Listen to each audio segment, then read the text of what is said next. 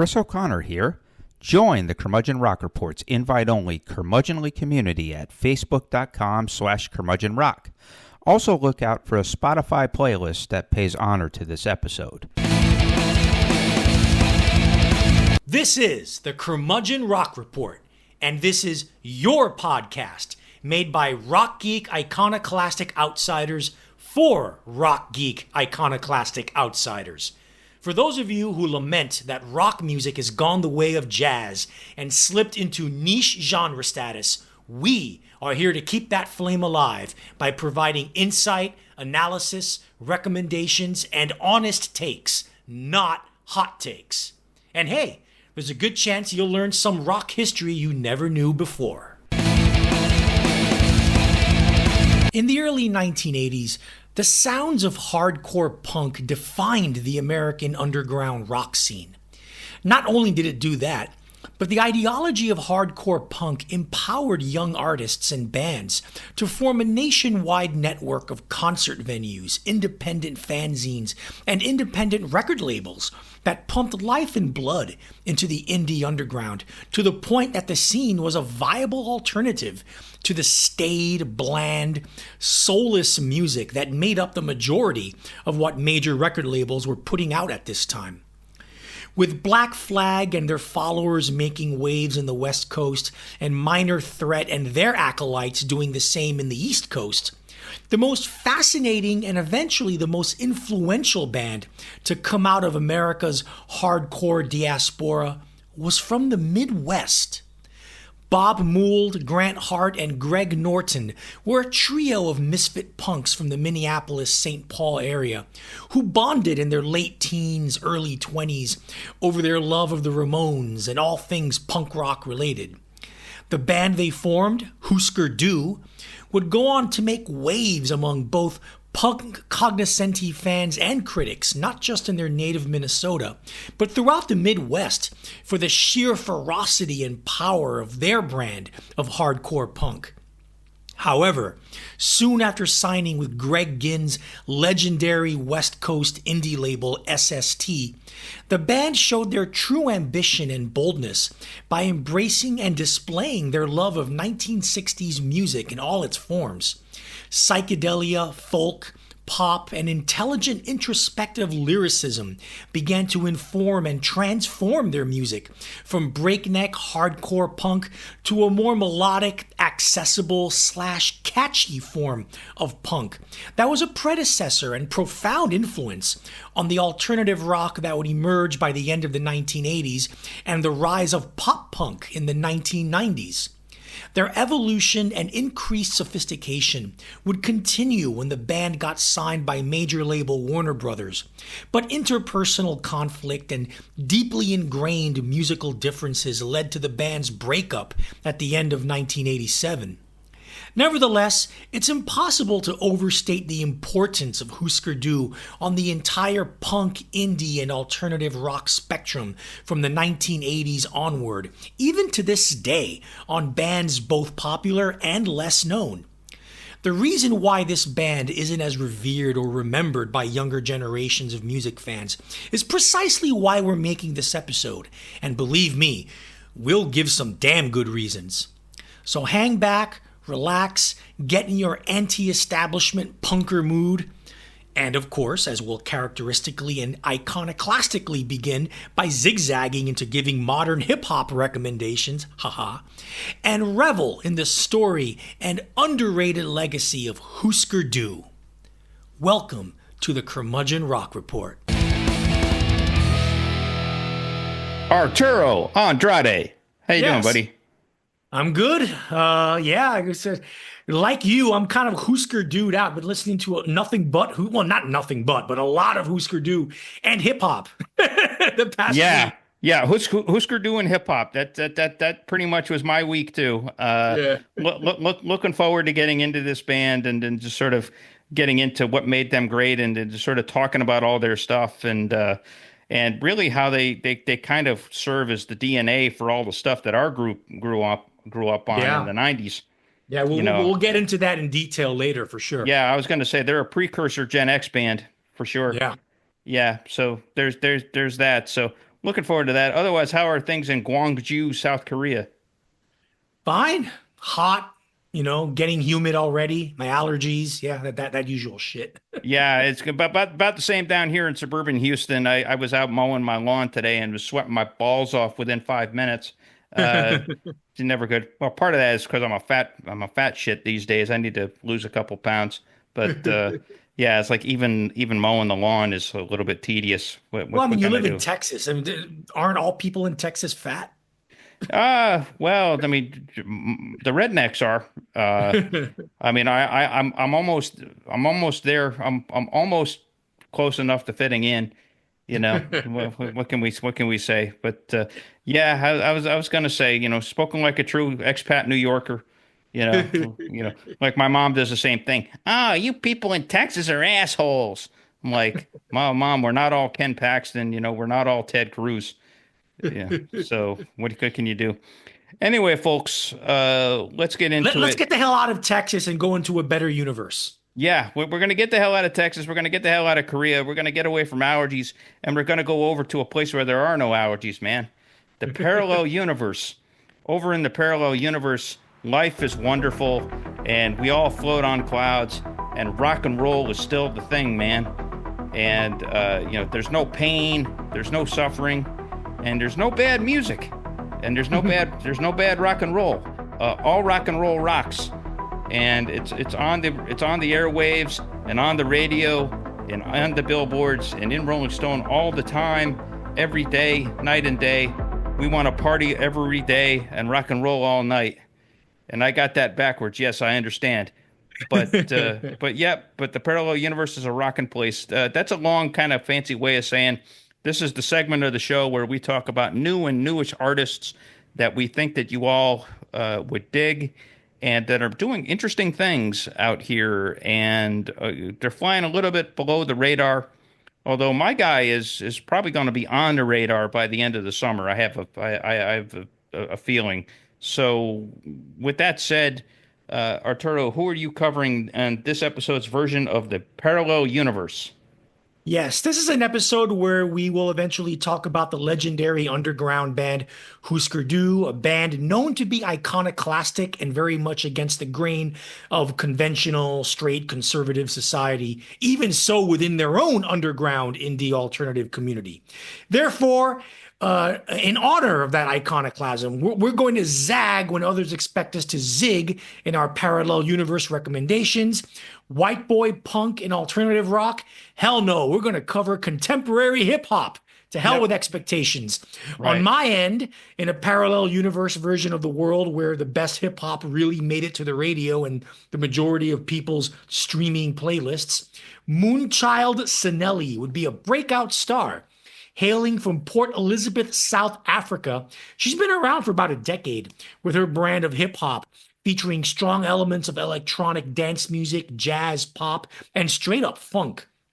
Her third album, released this year and called Full Moon, curiously doesn't have any official singles from it, but there are a handful of badass bangers waiting to be discovered if you're looking for serious hip hop and not the usual moody, mellow, ethereal, mumblecore bullshit.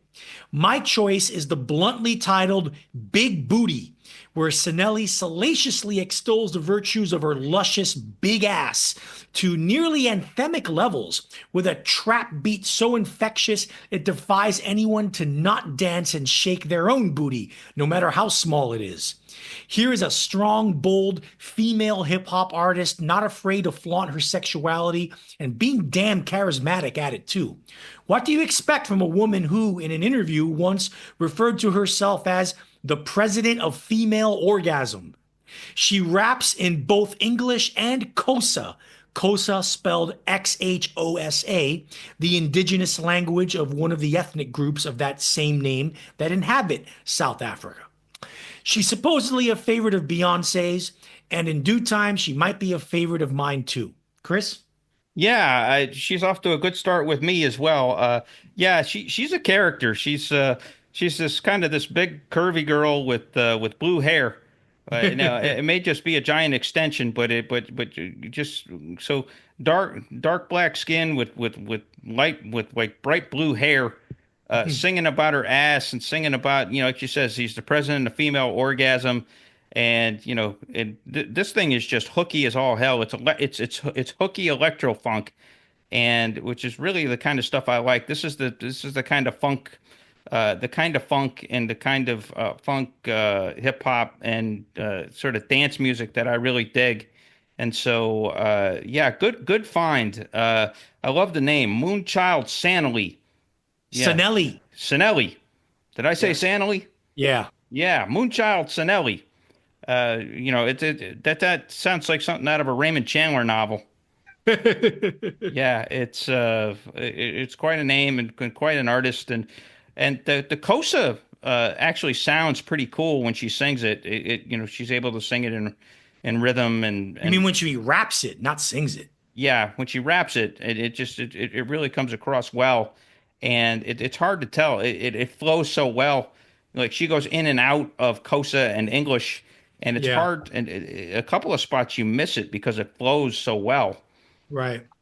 So it's really really nice. So yeah, definitely check out Moonchild Sannelly and Big Booty Baby, Big Booty. Yeah.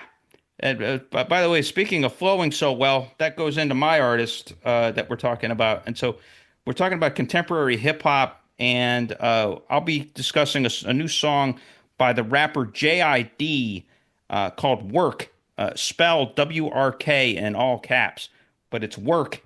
And JID is a rising star, one that longtime listeners will remember when we did our end of year countdown of the top 20 albums of 2022.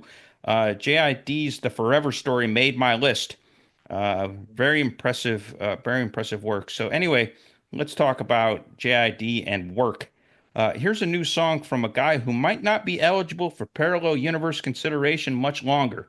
J.I.D. is an exceptionally talented Atlanta-based rapper, one who can flow with the best of them in modern hip-hop.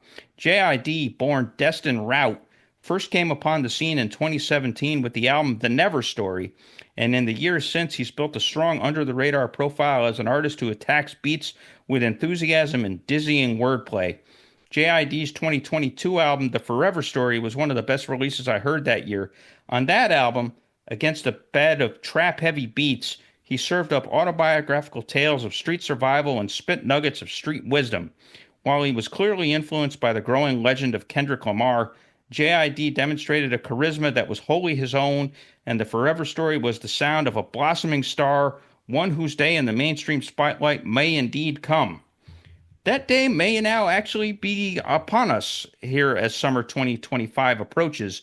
JID is scheduled to release his fourth album called God Does Like Ugly in August. So God Does Like Ugly. And that's coming the first week of August, August 8th specifically. So what can we expect from the album? Well, if the first single is any indication, JID is coming back out of the gate strong and with his voice as self-assured as ever. The rapper released Work, spelled all caps WRK, in April. The song features a pulsating, yes, menacing, psychedelic string-laden club beat from producers Plus and Christo, and a robotically repetitive, hooky chorus where the word work is chanted over and over and over. JID lets loose on the verses, unleashing a frenetic string of rhymes equipped with their own internal rhymes, giving the proceedings a staccato rhythm and an alluring iciness. The Kendrick Lamar influence is still apparent. This is the darting club bouncy territory that K. Dot mined to tremendous effect on his 2024 album GNX, which made my top 10 last year.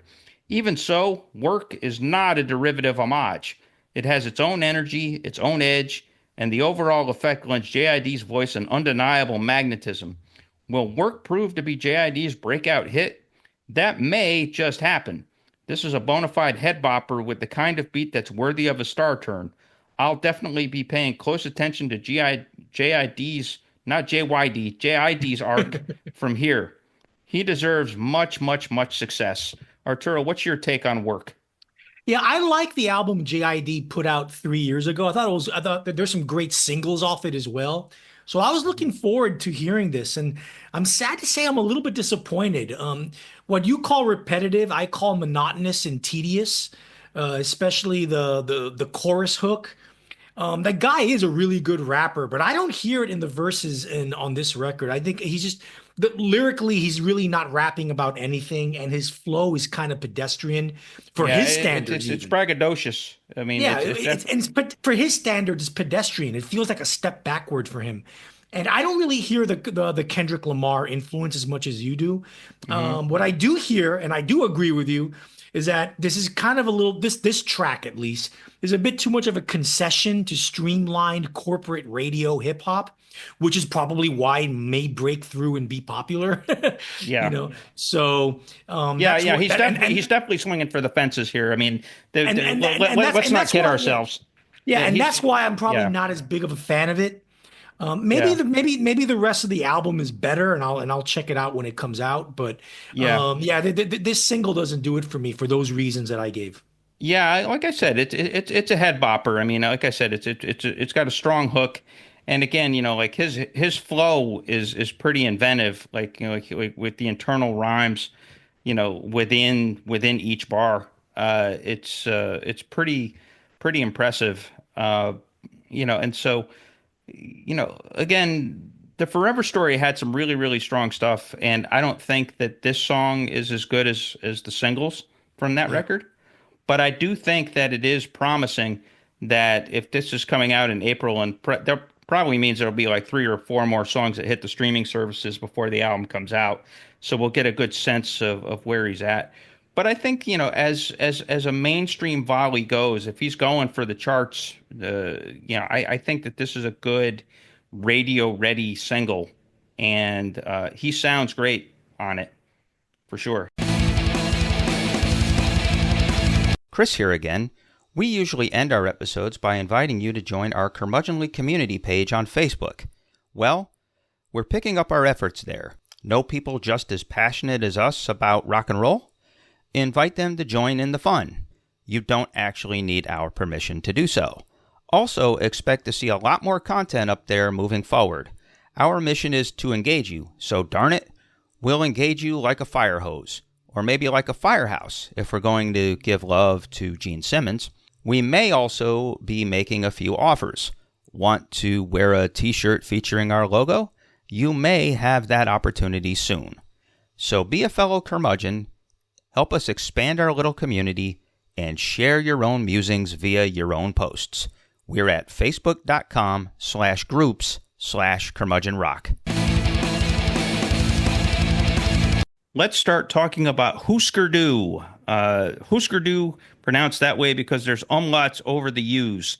This is one of the greatest bands, hard rock punk bands in American rock history, and they're a band that's really hard for anybody under the age of 40 to appreciate.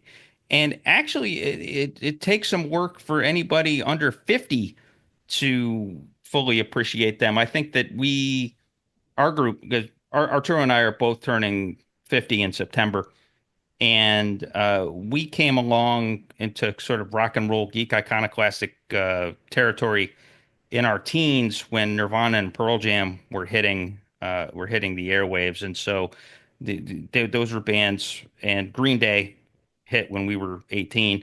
And so those are bands that followed close on the heels within a decade of Hûsker Dû. And so we had a little bit of a sense. So, but those bands were a gateway drug for us to get back to Hûsker Dû.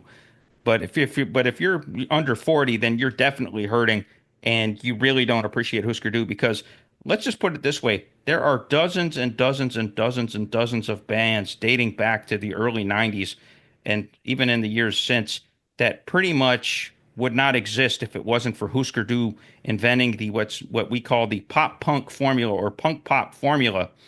At this point, that there's a lot of bands that owe a lot of debt to Hûsker Dû that don't even know it, especially younger bands. And Yeah. just I want to get a sense of just how revolutionary Hûsker Dû was. Like when they first hit in the mid '80s, they really came to national consciousness in 1984 and 1985. So there's a writer and a editor, a guy I worked with a long time ago, who edited a couple of pieces of mine, a guy named Richard Gere. And no, not that Richard Gere. Not the actor, not Gerbil Boy. This guy spells his last name Gehr, but he's a great writer. And he wrote about this band in 1985 for Spin Magazine, which back then had real street cred. It wasn't as played out as it is now, and as it has been for the last 25 years. But back in 1985, Spin was the shit. And so here's what Richard Gere had to say about Hûsker Dû and about their influence back then. Quote, Hûsker Dû's music smells like grainy old film stock to me, like a trip to the local repertory cinema to see Jega Vertov's avant-garde experiments in which thousands of black and white images of daily life in Russia are spliced together into a pastiche as violent as everyday life. Except that Hûsker Dû, in addition to being the second or third greatest group of rock and roll superheroes in the world, happens to be a quintessentially American task force of working class bohunks dealing with the here and now by the way of the way back, when bass, drums, guitar ruled the world. Hûsker Dû, the name comes from a formerly popular board game, means "Do you remember" in Swedish. I'm always amazed by how psych power pop punk trio from Minneapolis, how this psych power pop punk trio from Minneapolis, guitarist Bob Mould, drummer Grant Hart, and bassist Greg Norton can plot me in the Wayback Machine and force me to feel as great about sheer sonic substance as when I first discovered the magic's in the music and the music's in me. Both live and through the band's most potent recordings, Hûsker Dû revives the deepest race memories of just exactly what raking strings and bashing drum heads at super high volumes can mean. End quote. A little bit of hyperbole there, Hart. Yeah, but he's not off. He's not off at all. Really, it takes, for younger generations of fans, it takes a certain open-mindedness to really get into Hûsker Dû. And why exactly that is, we'll get into that why. We'll get into that reason as we explore their discography, and I'll make it very, very clear. But first, let's start with their origin story. Now, any history of Hûsker Dû starts with singer-guitarist-songwriter Bob Mould. Born and raised in way, way upstate New York in a town called Malone, which borders Canada, Mould managed to get a scholarship to attend Macalester College in St. Paul, Minnesota. In 1978, as a freshman, Mould befriended a record store clerk by the name of Grant Hart, who worked at a little joint called Cheapo Records. Mould played guitar, Hart played drums and keyboards, and the two bonded over their love of the Ramones and punk rock in general. Hart was buddies with another young music lover by the name of Greg Norton, who played bass, and the three gathered together for the first time to go to an arena rock show in Minneapolis featuring Foreigner and the Ramones. Yes, you heard that right. The Ramones once opened for Foreigner. Yeah, feels like the first time, baby. Yeah. In early 1979, the three finally formed a band with another friend by the name of Charlie Pine on keyboards. They played a mixture of covers of both punk and mainstream rock bands, but soon enough they decided to focus on the punk side of things. Likewise, the original trio much preferred the sound of the band without keyboards, and they soon let Pine go. The nascent band's intriguing name has a pretty ho-hum origin. In the early period of the band's existence, they would regularly cover Talking Heads' Psycho Killer, and for some reason, they would regularly forget the French language portion of the song's chorus. Psycho Killer, qu'est-ce que c'est? Fa, fa, fa, fa, fa, fa, fa, fa, fa, that part. And they would improvise any foreign language words they knew. One that stuck was the name of a 1950s memory board game called Hûsker Dû, which translates into "Do You Remember" in both Danish and Norwegian. They added some heavy metal style umlauts, a la Motorhead, over both U's, and the band's name was set. By 1980, Mould and Hart were writing their own songs, forming a Lennon-McCartney type partnership where each would sing the songs they primarily wrote.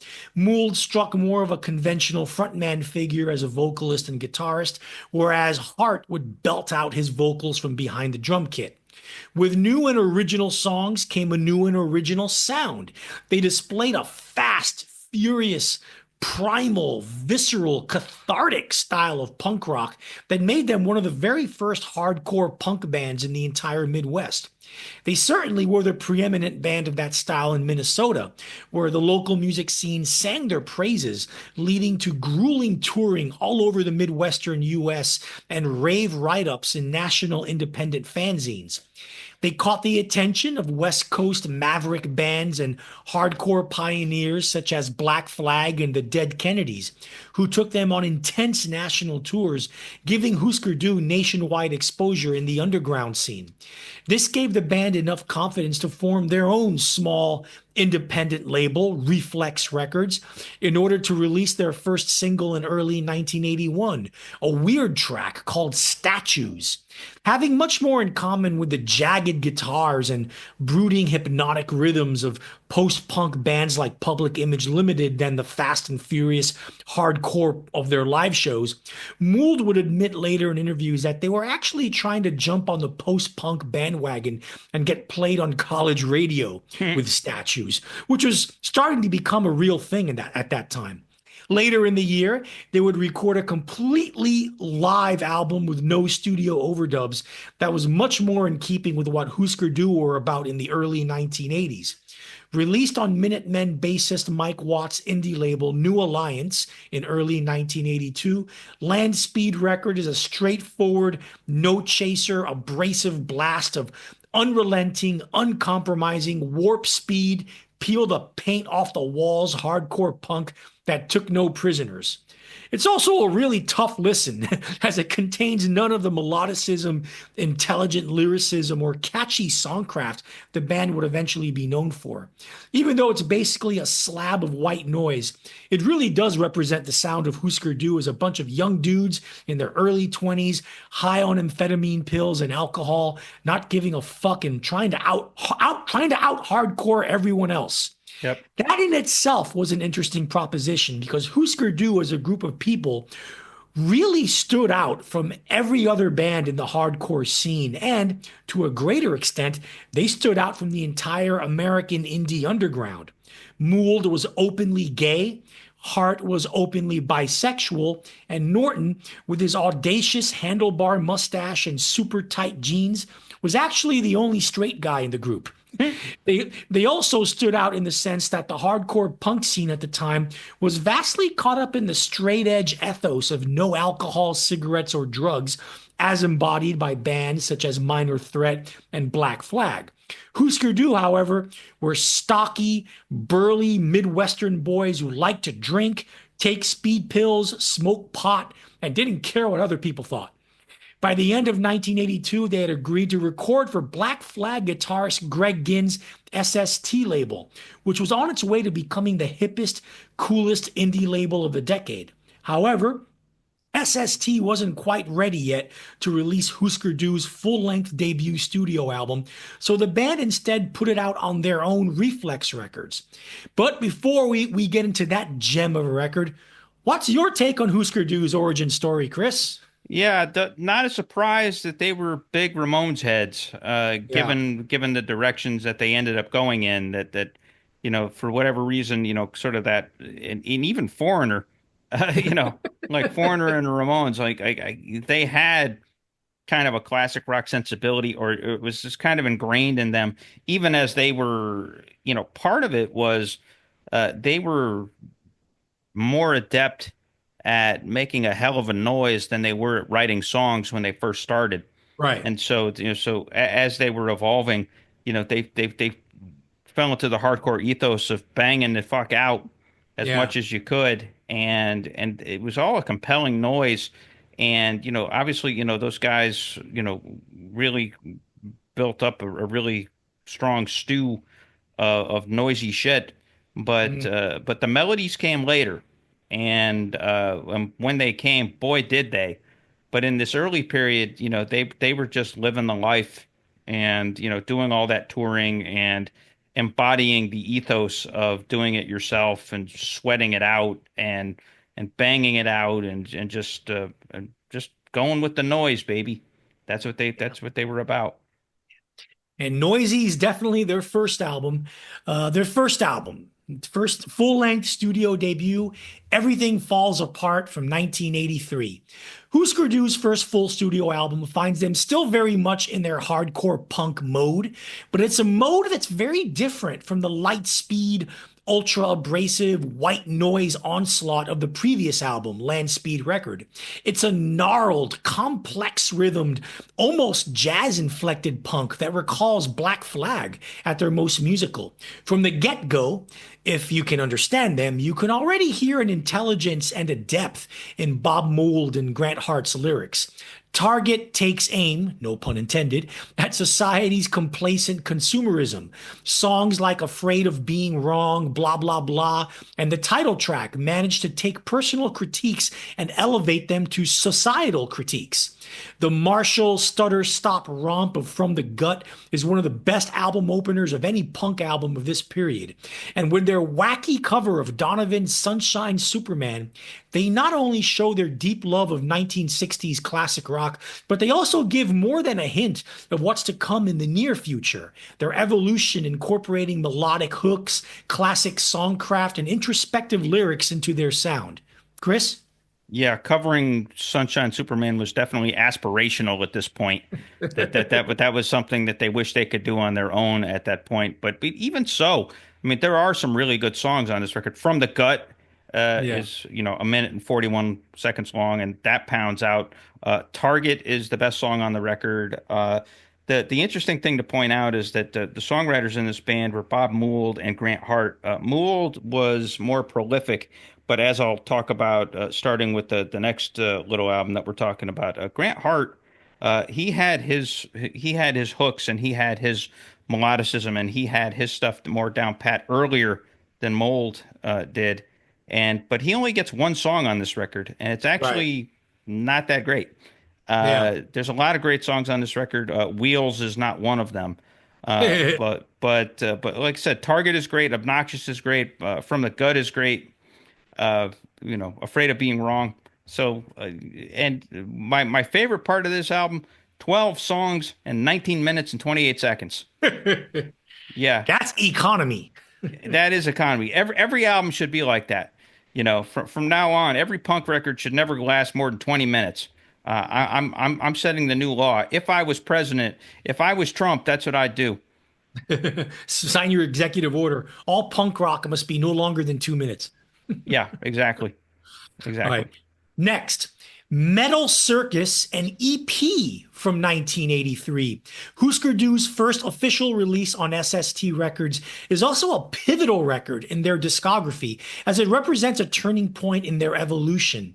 Already known and becoming quite famous in the US underground scene for their breakneck, ferocious, hardcore sound, here is where the band moves closer to embrace classic songcraft, catchy melodies, and intelligent introspective lyrics, never more so than on Grant Hart's Diane, where he eulogizes the rape and murder of a young woman, allegedly someone he knew personally, by singing from the perspective of the murderer. It's a heartbreaking song that offers the first shot of the band's growing lyrical depth. Elsewhere, you have the anti-conformity rant of the insanely catchy It's Not Funny Anymore and visceral, powerful, frothing at the mouth Bob Mould scorchers like Lifeline, Real World, and Deadly Skies. They flirt with heavy metal and even psychedelia in their guitar textures and tones, but manage to remain uncompromisingly rooted in hardcore punk. It's one of the best rock EPs of the decade, but the real leap forward would come with the next album. Chris? Yeah, it's kind of funny to call it an EP when it's only 30 seconds shorter than than Everything Falls Apart. So it's basically about the same size. But yeah, here you start to get that sophistication coming through. The guitar sound is much cleaner, and Grant Hart is the star here because he is the writer of both It's Not Funny Anymore and Diane, which are by far the two best songs on the record. And the best Mould song to me, my favorite is First of the Last Calls, which is a great name, but it has a really like sweaty punk energy to it that makes it really, really cool. And so, yeah, like you said, they had a depth, they had a thoughtfulness to them that was rare for bands like that. They had an empathy for the folks that they talked about and how they saw society. and it starts to permeate here on this record, and obviously burst forward on the next record, which we're about to talk about. But yeah, Grant Hart had the songwriting bug earlier than Mold. Mold was still figuring it out at this point. He was still better at making a hell of a noise than a hell of a song Right. in these first couple records. But man, his learning curve was steep, Yeah. big time. Next, the classic Zen Arcade from 1984. This is the album that made Hûsker Dû legends in the US indie alternative underground rock scene. They became SST's biggest selling band, outselling even the label's flagship band, Black Flag. It garnered overwhelmingly positive reviews, not just from the independent fanzines, but glowing reviews from mainstream publications like Rolling Stone, the New York Times, and England's NME. The mainstream music media attention would eventually lead to them landing a major record deal. So, what was all the fuss about? Quite simply, Zen Arcade is a double concept album that would make The Who's Pete Townsend proud. It's a story about a teenage boy who runs away from an abusive home, joins the military, then joins a Hare Krishna cult, finds peace through love, loses his lover via a drug overdose, then wakes up to realize the whole thing was just a dream and that all his hardships remain in front of him and he has to figure things out for himself. Heavy. Yep. Musically, it expands the horizons of what hardcore punk can be, with classic pop songcraft, traditional melodies, and stylistic ventures into psychedelia, folk, and even piano balladry. And of course, it has Turn on the News, one of the greatest rock songs of the entire decade, a sarcastic critique on the shallow and sensationalist nature of mainstream news media that is even more resonant now than when it came out over 40 years ago. The album is an extraordinary and ambitious accomplishment, especially for a subgenre, hardcore punk, that was previously seen as the domain of meatheads. With the exception of 2 tracks, the other 23 tracks on the album were recorded all in one take over 40 hours, with another 40 hours devoted to mixing. That is it. And with all that, the album is an undeniable masterpiece that holds up well musically and thematically to this day. But there is one caveat. Starting with this album, you get what is, in my opinion, the main reason as to why this band is not remembered as fondly by younger generations of rock music fans as they should be. And that is sound quality. Starting especially with this record, Hûsker Dû begin their obsession with a thin, flat, tinny sound where the drums sound like click tracks and the guitars are compressed to within an inch of their lives, giving the impression that you're listening to a third-generation copy of a demo. Frankly, you can't really blame the producer, the late Glenn Lockett, aka Spot, SST's house producer, as he mentioned numerous times in interviews throughout the years that this was the sound the band members actually wanted. This is given credence by the fact that Hûsker Dû continued with this sonic philosophy when they later made records for Warner Brothers and had a major label budget and world-class engineers at their disposal. Yeah. I understand the iconoclastic punk attitude of not wanting your music to sound like a big budget, bloated, over the top, reverb heavy metal production a la the glam metal that was prevalent at the time. But when such a stubborn attitude leads to a cheap sounding sound quality that doesn't age well over time, reducing the ability of your music to age well with succeeding generations, it's a problem that has really blemished the legacy of your otherwise exceptional band. Chris? Yeah, which is kind of funny because I've seen interviews from Mold where he says he didn't like Spot's production, and and Spot gives the exact opposite. He says, "No, this is what Mould and Hart wanted." So who knows? Yeah, exactly. And then when they went on to produce themselves, it's like this is what we wanted.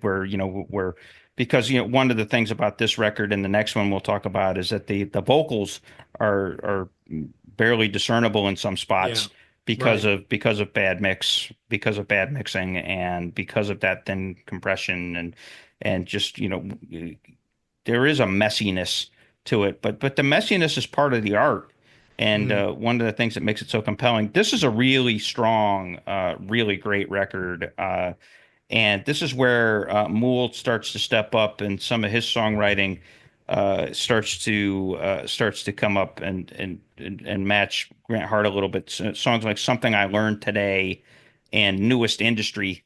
Yeah. Newest Industry being sort of a commentary on just how, you know, like basically on how played out and gentrified the world was becoming, Yeah. and all that. But the star of this album still is Grant Hart, and he's got the two best songs on the record, "Pink Turns to Blue," which has the most harrowing visual description of a heroin overdose I've ever seen in a Yeah. punk song or in a hard rock song. And so that's just really just kind of moving. And then, like you said, "Turn on the News," which is one of the best songs that this band ever did. And to me, the highlight is what I love about this record is it's a hardcore punk record for the most part. It's a very melodic one, but they take turns. There's spots on this record where you get like just like 45 seconds of pretty piano notes, or you get some folk rock leanings, or and then it ends with a 14-minute jam. And so here's a band that's prided themselves on songs anywhere between 45 seconds and 3.5 minutes, and they end with this 14 minute jam out, just, built on the same riff, but they keep it going and they keep building it and they keep swelling it, and it's supposed to be the dream state of the kid waking up and realizing that everything is still all fucked up and that he hasn't actually walked the journey that the album has described. And so it's purposely disorienting and purposely psychedelic, and it really, really works. And so I think that you can really term this album post-hardcore. And in some ways, this album might have invented post-hardcore. Yeah. Yeah. Would you say so, Art? Yeah, no, this is the hardcore punk Tommy. This is the Yeah. hardcore punk rock opera. It may arguably be the greatest hardcore punk album of all time, honestly. Yeah, and it's definitely, but it's I call it post-hardcore because it kind of takes off from hardcore and takes it in directions that you wouldn't expect, and like adds colors and contours and shades and textures to it that you really wouldn't expect, and so it makes for a really adventurous listen. It's a 70-minute record over 23 songs, but it's thrilling in a lot Yeah. of spots. Like, I even like the song Hare Krishna, which is kind of Yeah. ridiculous, but Yeah. it rocks. Yeah. So some good stuff, and then another good a standout from Grant Hart. "What's Going On," not Oh, the I Marvin love Gaye that song, song. Yeah. but it's a great song. Yeah. Yep. So lots Next. of good stuff. Hmm. Next, New Day Rising from 1985. With this album, Hûsker Dû finally and fully abandoned the speed and fury of hardcore punk for the melodicism and pop songcraft structure of what would become known as alternative rock, as well as pop punk. Somewhere, both Kurt Cobain and Dave Grohl were listening intently. If you really pay attention, you can hear the sound of Green Day being born, especially on Bob Mould's Celebrated Summer, with its wistful, tender remembrance of summers of one's youth, backed by high energy punk tempered with beautiful melodic passages. Grant Hart contributes glorious nuggets such as the English Music Hall on punk speed of books about UFOs and Yep. the soaring pop punk reverie of The Girl Who Lives on Heaven Hill. Mould reflects the idea of tortured confessional as searing punk rock. Again, hello, Billy Joe Armstrong and Dave Grohl of I Apologize, and the corrosive proto grunge of 59 Times the Pain. Again, hello, Kurt Cobain. By this time, it wouldn't be out of line to say that Mould and Hart had evolved into genuine pop songwriters, albeit ones that rocked fucking balls, and their massive evolution from where they were just 2 years earlier was Beatlesque in its speed. For Yeah. the for the status of Hûsker Dû and best Hûsker Dû album, I say it's between this one and Zen Arcade. Chris? Yeah, I would choose New Day Rising. This album is spectacular, and like you just pointed out, from how far they traveled from Everything Falls Apart to New Day Rising, and I think it was pretty much less than 2 years. Yeah. For them to travel to this place is just kind of extraordinary as an evolution. And Mold was really teaching himself how to write songs, and just some spectacular stuff. He celebrated Summer is spectacular. I Apologize is spectacular. The title song, even though it's a little repetitive in the lyric, is really great. And so books about UFOs. I mean, it kind of proves that Grant Hart was a Squeeze fan. Yeah. Yeah, it's very much Squeeze. My favorite thing on the record might actually be at the end, and where they prove they haven't fully abandoned hardcore with Plans I Make, Yeah. which is just gnarly as shit. Yeah. And it's 4 minutes, and it ends a record, and it's the only song on it with pretty much doesn't have any melody, but Yeah. it rocks the fuck out. And so it's Right. kind of like a statement of, okay, so we're evolving, but we're not forgetting where we came from. Yeah. And so it's pretty special. Coincidentally, you know who else was a huge fan of New Day Rising? Who? Our favorite rock critic, Robert Christgau. Oh, really? What does he have to say? So here's what Mr. Bob had to say about New Day Rising. Quote, with its Dawn over the Lake cover, guitar chimes, and discernible melodies on as many as 10 of the 15 songs, this is the Hûsker's Pastoral. I suppose a few hardcore urbanists will think it's wimpy or something, but by any vaguely normal standard, it's clearly their finest record. Even if they have turned off the news in pursuit of maturity, I trust they'll outgrow. Not that they haven't matured. Bob Mould's ambivalence gets him two places instead of none, and I love Grant Hart's love objects, one with a big messy room and a worn out smile that you'll never wear some more, another who's heavily into UFOs. Play loud. This is one band that deserves it. A. Yeah. Yeah. He gives A's to most of their record. He's a big fan of theirs. Yeah, If you go through absolutely. his website. So, yep. So I like that. And then, you know who else liked the album too? Who? The Critical Consensus. Yeah. Yeah, so in the Rolling Stone 500 greatest albums ever made list that was updated in 2020 and actually was tweaked in a brief update in 2023, uh, New Day Rising comes in at number 428, and Should be higher. this is what I agree. This is what Rolling Stone had to say about New Day Rising. Quote, these three Minneapolis dudes played savagely emotional hardcore punk that became a key influence on Nirvana, among others. And in parentheses, Hûsker Dû guitarist Bob Mould was an early candidate to produce Nevermind before the job went to Butch Vig. I can just imagine if Mould had gotten that gig. So it certainly wouldn't have had the sheen that Yeah. it ended up with.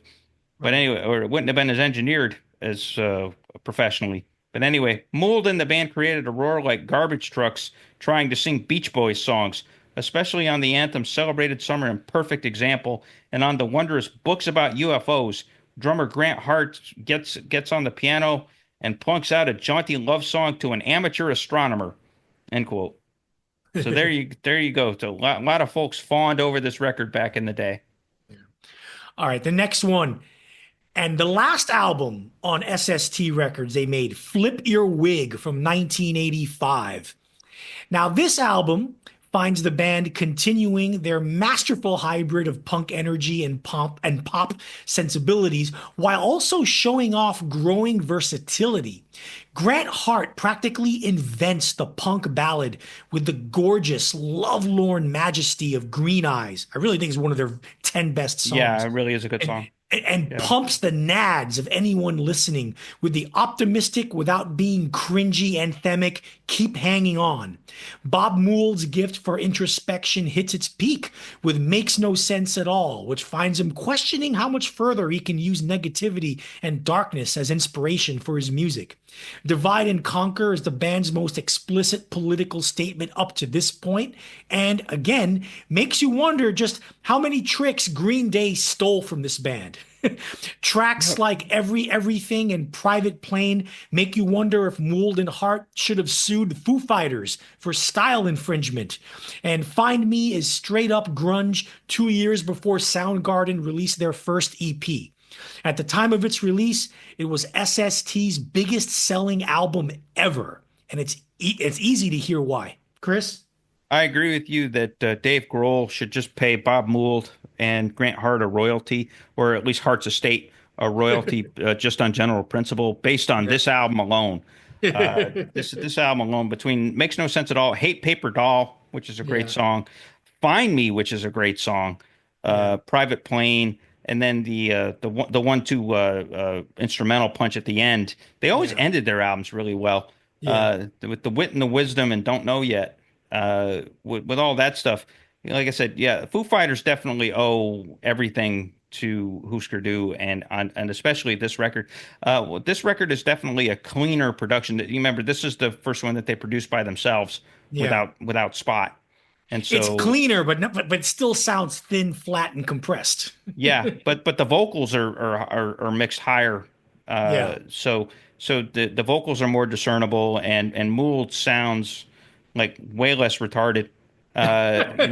He sounds like he's actually singing as opposed to just kind of screaming and wigging out, yeah, which he did on the album before this. So yeah, very very very strong record and a good way to go out from indie.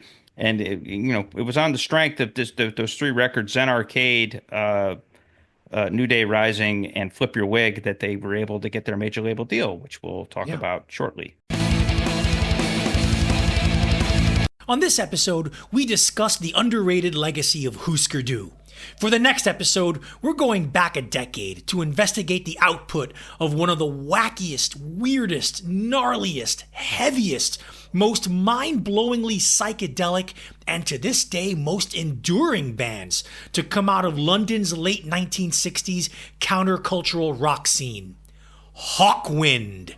Known to casual fans as the band Motorhead main man Lemmy Kilmister once played bass for, they never really broke big in North America and remained a band of interest mostly in their native UK as well as Europe. But they truly were a visionary band in their time, injecting a nearly heavy metal sound and attitude into swirling psychedelic rock.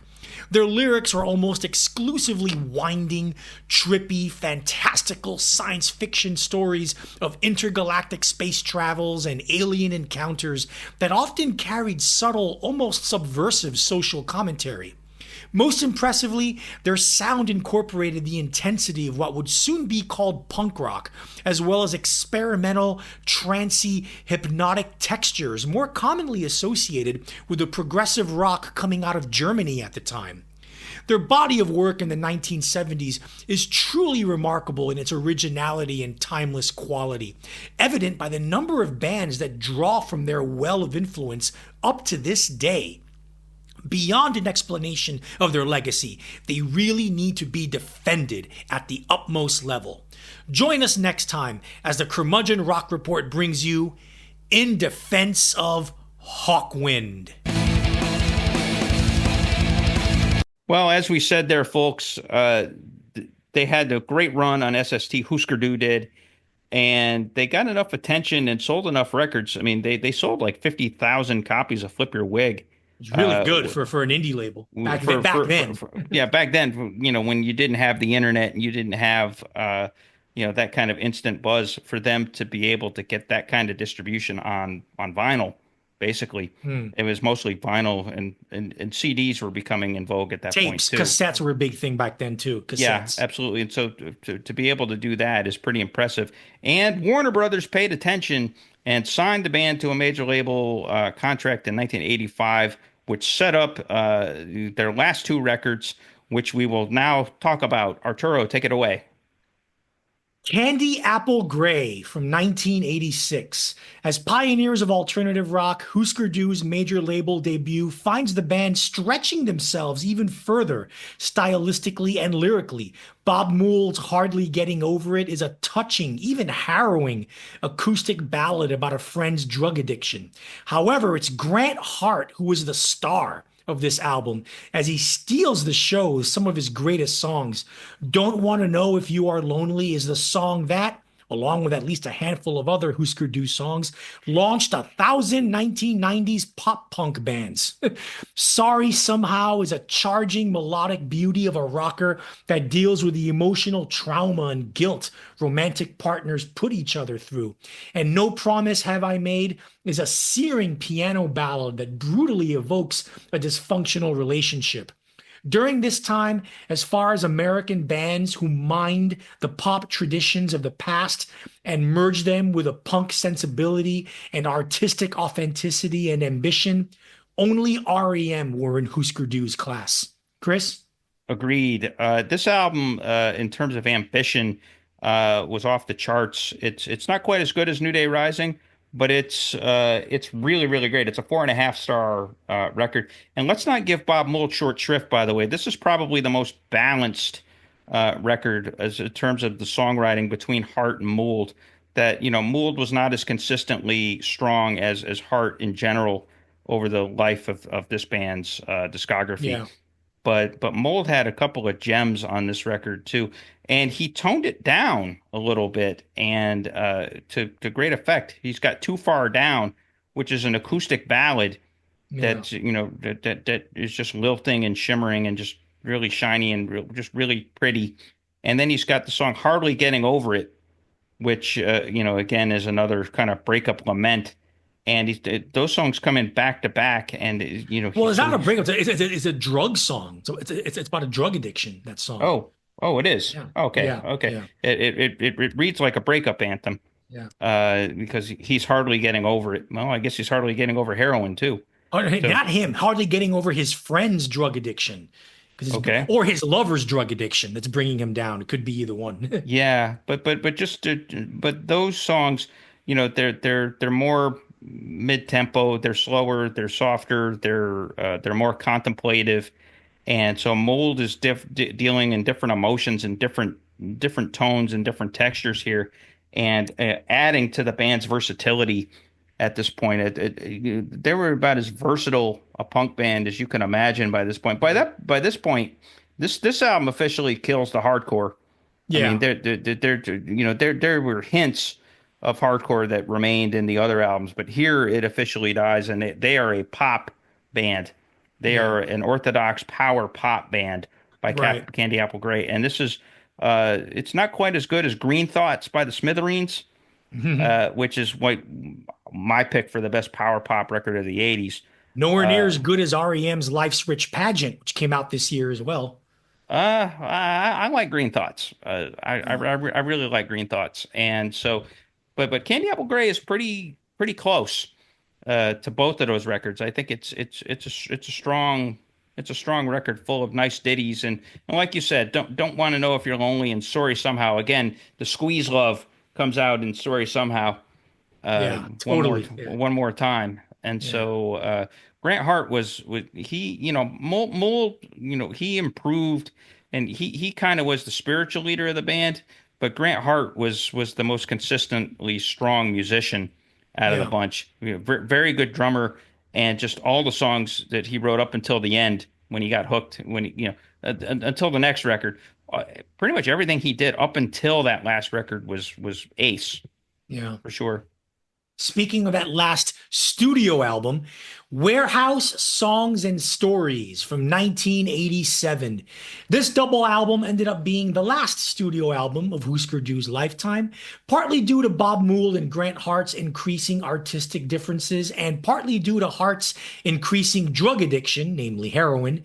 The band's breakup was inevitable, but this doesn't mean the songwriting duo had a chock full of great songs to deliver.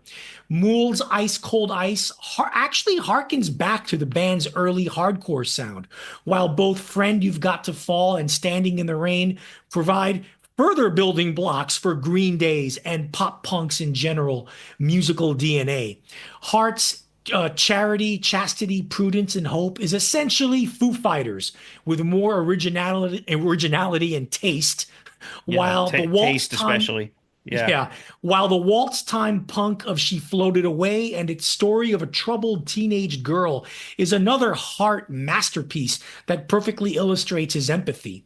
Mould demonstrates his own gift for describing self-loathing and tortured relationships with the gliding mid-tempo Bed of Nails.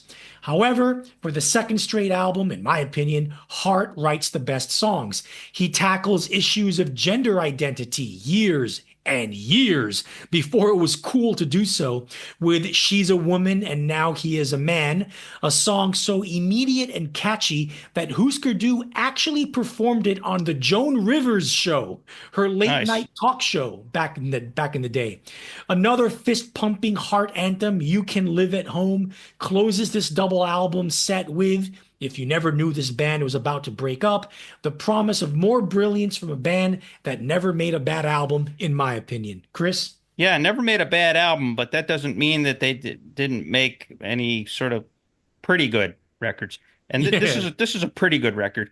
This is the worst of the seven that we've talked about. But that's only because at this point I think that they had a sense because of how they were fighting and because Hart had gotten himself strung out on heroin and because their manager had committed suicide Yeah. in 87 in early in 87, among the infighting that apparently, Hart always blamed himself for that and him and Yeah. Mold that it was our fighting and it was his inability to get us on the same page. We drove him to suicide, which is kind of, that's a guilt complex for you right there. Yeah. But this album could have used some concision. So I think that they kind of knew they were at their end. So they're a little bit more ambitious as far as let's get everything out that we can.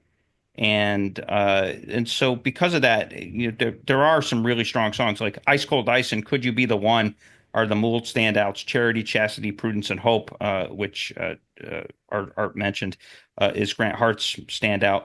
But it kind of strains in the second half of the record. I think there's a little bit of strain, and it could have a little bit of sameness. I mean, they had become kind of REM Junior at this point, Yeah. and if they were having artistic differences, you wouldn't know it because this is the most seamless of the records. Yeah. It's kind of like the same song over and over again, and so Yeah. it could have benefited from being like a single disc 12 song record as opposed to a double album 20 song record. Right. So that's really the only thing you could say about it. But they were a strong band. They were possessed, and again, they by this point they really didn't resemble the band that from '82. Yeah. No Yeah, way. yeah, Yeah. really didn't. And that's a testament to Mould's learning curve and confidence in trying different things and new things and wanting to evolve. And so, yep, end of the road because they broke up as a band right after this, right? Right. But there's a postscript here, folks. And that is a live album called The Living End, which came out in 1994. Now, 7 years after Hûsker Dû broke up, Warner Brothers worked with producer Lou Giordano, the band's touring sound man during their lifetime, to put together a live album recorded in various locations throughout the band's final tour in October 1987. I included it in this list of Hûsker Dû albums because this is what the band actually sounded like. Free of the stifling, cheap production that made their records sound flat, thin, and compressed, The Living End is the sound of Hûsker Dû unleashed in all their passionate, intense, cathartic glory. The drums actually sound the way thundering drums should sound. The guitar sounds full-bodied, thick, and meaty rather than like fuzzy static. And the bass grooves rather than just thumps along. It also works like a greatest hits package since it contains all of their most well-known songs. If you're really sensitive to bad production, this is the Hûsker Dû album for you. Chris? Yeah, a really powerful record. They were a powerful band, and Yeah. they could really fill a club for Yeah. sure, and get a really great sound out of it. There's a couple of gems on this record that you won't get from any of the other albums. There's an unreleased track on here called "Ain't No Water in the Well," Yeah. which is fantastic. It's Yeah. basically Bob Mould doing rockabilly. Yeah. Yeah, it just has this really strong rockabilly vibe and just really just rocks out. And there's also a cover of the Ramones. Sheena was a punk rocker, Yeah. which showed that this by then they could ace the Ramones at this Yeah. point. They really could. And so yeah, it really is a revelation because there's a couple of songs on here from the early part of the catalog, from Everything Falls Apart and Metal Circus, that, given this treatment of being live and being uninhibited, really just booms through the Yeah. speakers. And so it's really a revelation. And Mould actually sounds good. Like I said, his vocals were always terrible, with the Yeah. exception of Candy Apple Grey was about the only album where his vocals really worked. But here you can hear him singing, and it really, yeah, like you said, if I would say, if we're gonna put newbies, folks that are listening to us now that aren't familiar with Hûsker Dû, I would recommend that they start here.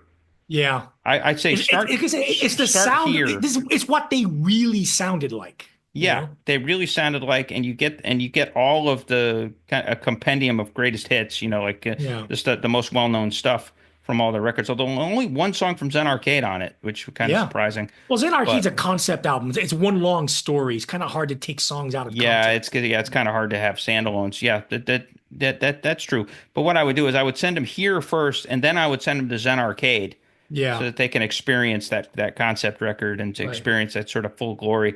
And then I would, send them to New Day Rising. I Oh, think that's the and then order. in order from there on. Yeah. Yeah, Yeah. yeah, exactly. So that's I think how you do it. So yeah, great live album, and really well done.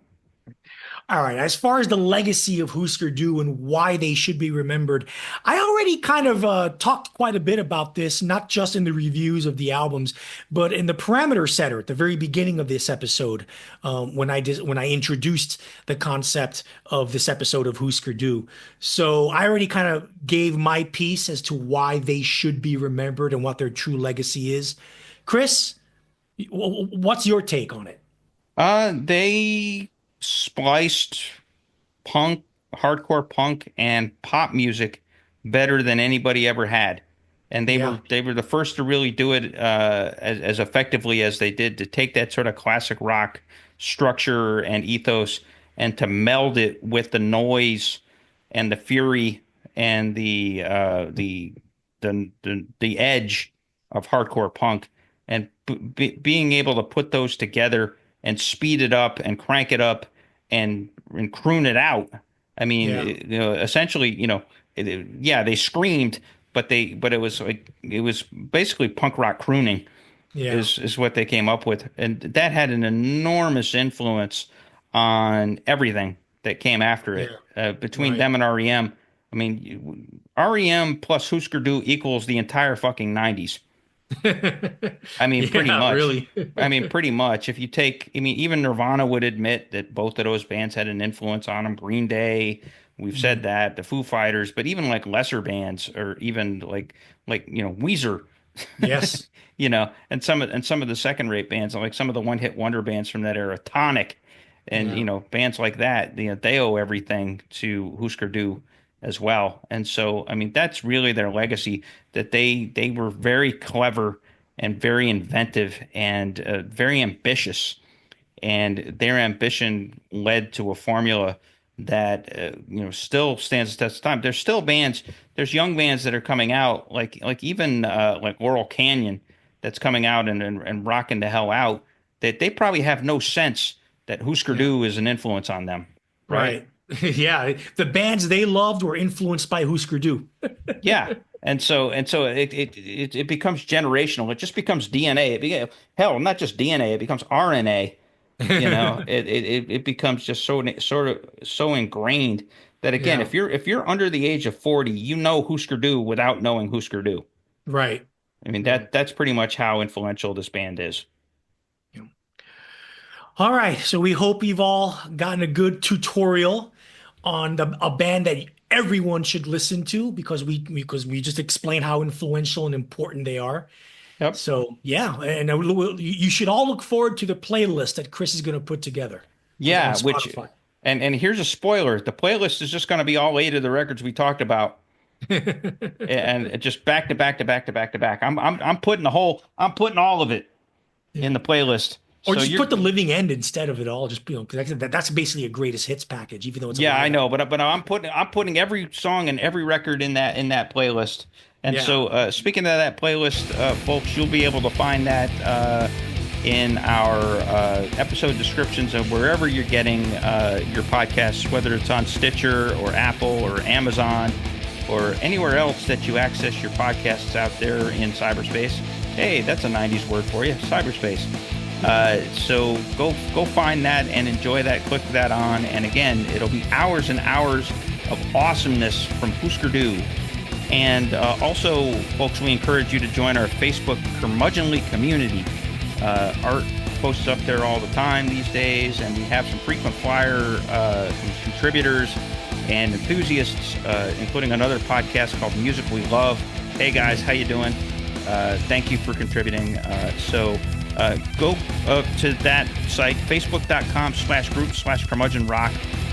The community is invite only, but chances are we'll let you in unless you're a total cretin.